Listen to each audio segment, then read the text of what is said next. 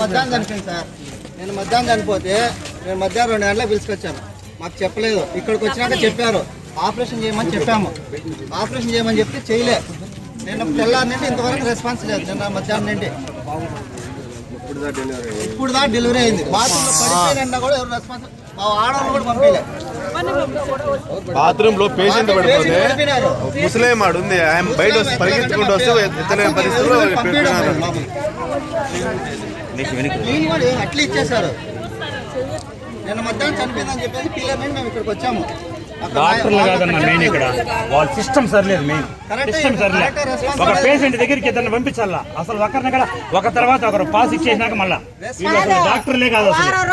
వచ్చి పేషెంట్లు ఏం మా బిడ్డకి ఏం సంగతి అంటే ముందు నీకు కోస్తే తర్వాత వాళ్ళకి కోస్తామని అడుగుతున్నారు. అట్లీస్ట్ పేషెంట్ దగ్గర అటెండెన్స్ పోతే మీరు చేసుకోమని డెలివరీ కూడా అని అంటున్న పరిస్థితి వస్తుంది.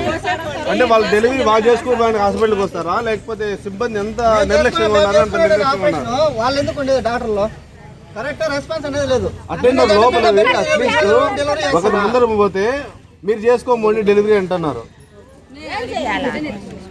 నిన్న చనిపోయినాదని చెప్పి పెట్టిన ఈ రోజు డెలివరీ చేశారు. అట్టున్నది ఏం చేసేది